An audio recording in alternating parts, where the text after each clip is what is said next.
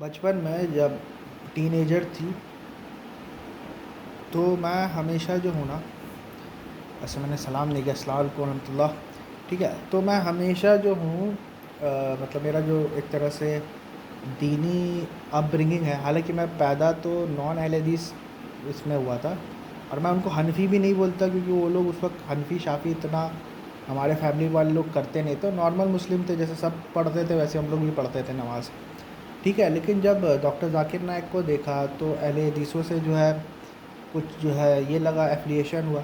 پھر جو ایک طرح سے علمی اپ برنگنگ جو ہوئی نا، وہ اہل حدیثوں سے ہی میرا سٹارٹ ہوا. مطلب میری علمی اپ برنگنگ جو ہے نا، دیوبندی بریلیوں سے سٹارٹ نہیں ہوا، میرا سٹارٹ ہی ہوا ہے اہل حدیثوں سے.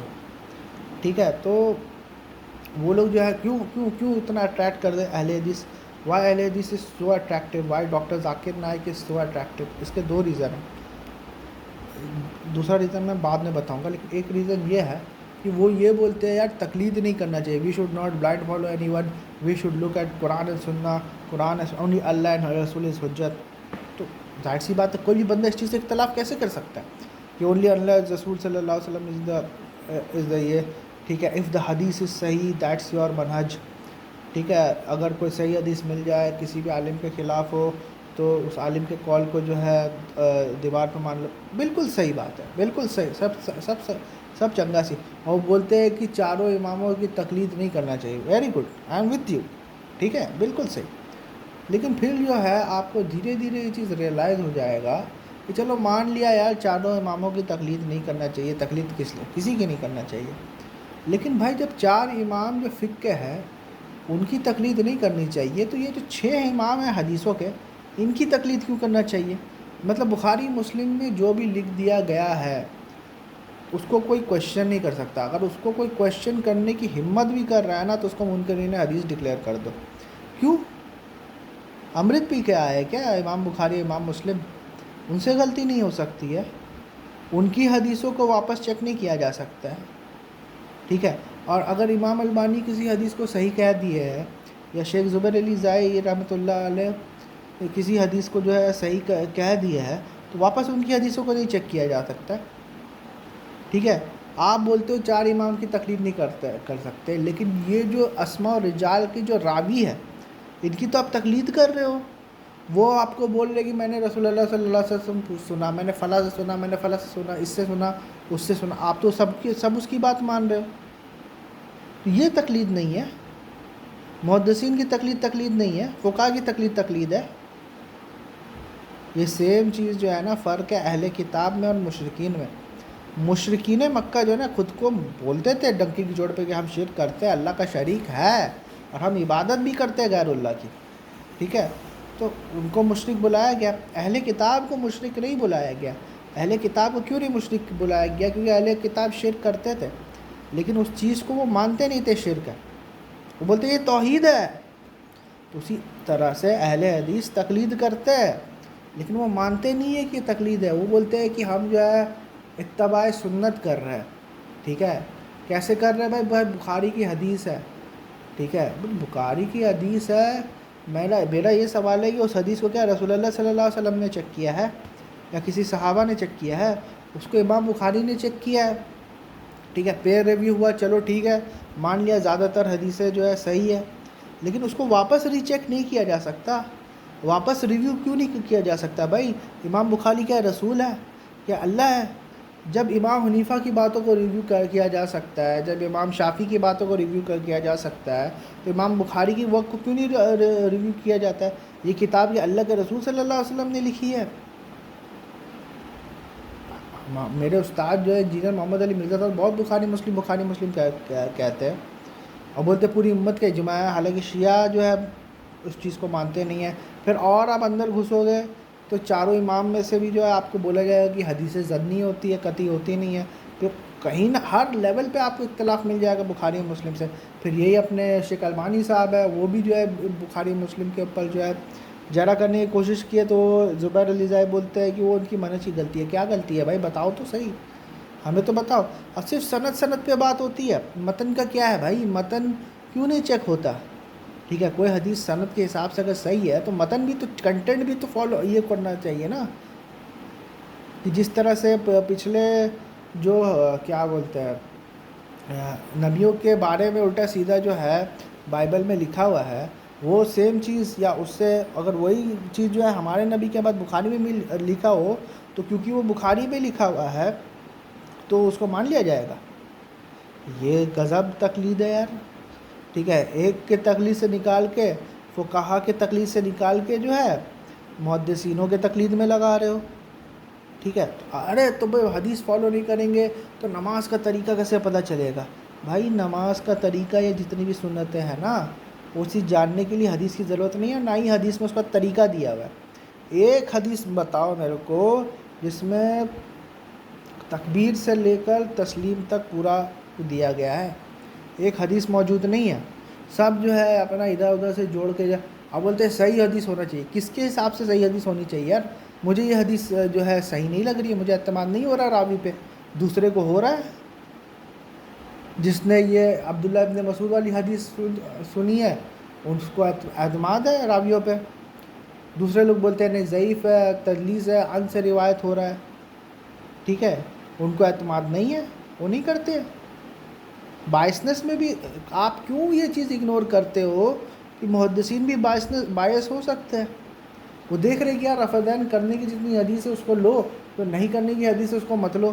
یہ باعثنس نہیں، کیا میں یہ نہیں بولتا ہوں کہ ایسا ہی ہوا ہوگا، لیکن میرا یہ سوال ہے کیا پاسبلٹی نہیں ہے کہ جو میں الحمدللہ رفع دین کر کے نماز پڑھتا ہوں، ٹھیک ہے، اور میں تو کبھی کبھار سجدوں کے بیچ میں بھی رفع دین کر لیتا ہوں، لیکن میرا یہ سوال ہے کہ جتنے بھی محدثین ہیں ان کا کہیں نہ کہیں تعلق جو ہے، خاص کر جو 6 کتابیں ہیں اس میں دیکھو موطا کو شامل ان لوگوں نے نہیں کیا، حالانکہ امام بخاری خود موطا کے بارے میں بتاتے ہیں کہ ان کی chains of narration is like gold, زیادہ سے زیادہ جو ہے گولڈن چین اس کے، اور کئی ساری حدیثیں تو امام بخاری امام مالک سے لیے، لیکن اس کو دیکھو کتب ستہ میں لایا ہی نہیں ہے، تو یہاں پر بائسنس نہیں دکھتی ہے، اور سب کا کنیکشن شافعی اور حنبلی عالموں سے ہے، تو بائسنس نہیں دکھتی ہے یہاں پر۔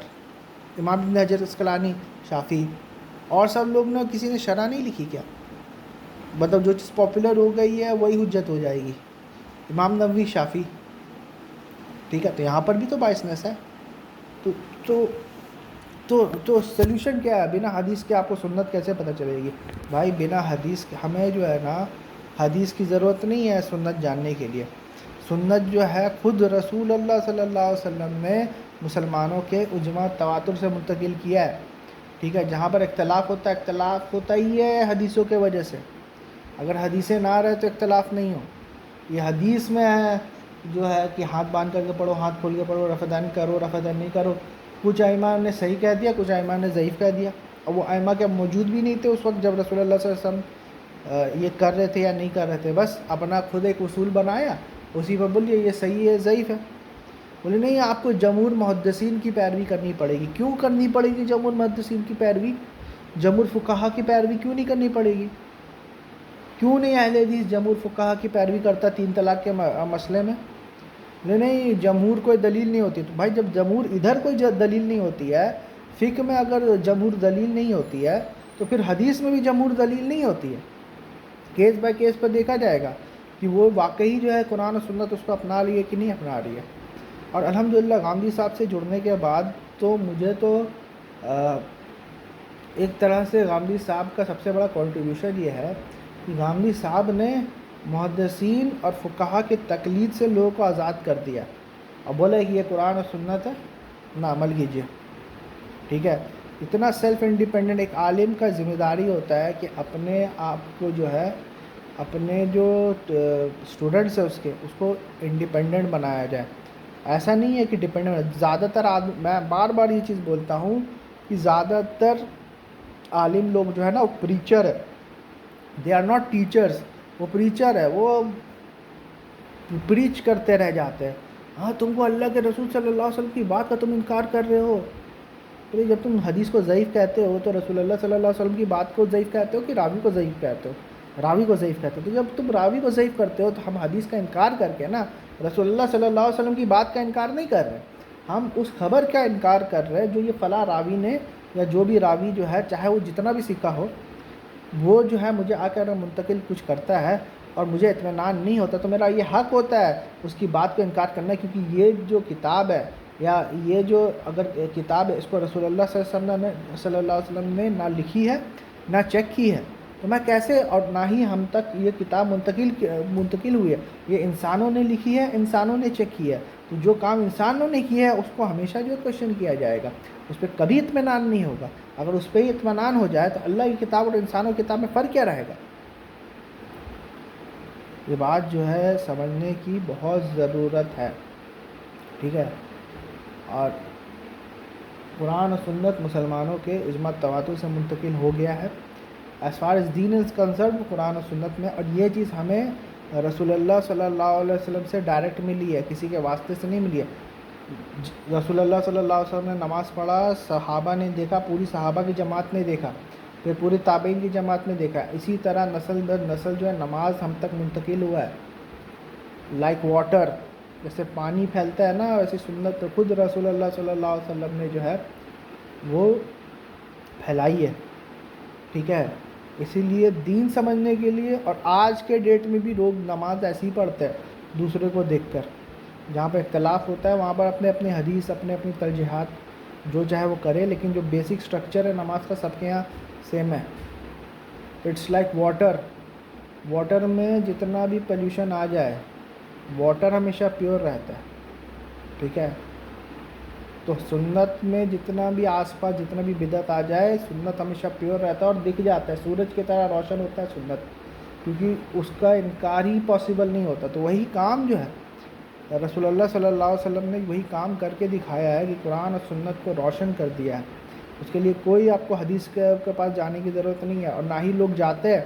زیادہ تر لوگ 99% لوگ جو دین فالو کرتے ہیں وہ حدیث سے نہیں کرتے، وہ امت کی اجماع کو دیکھتے ہیں کہ زیادہ تر لوگ، ٹھیک ہے۔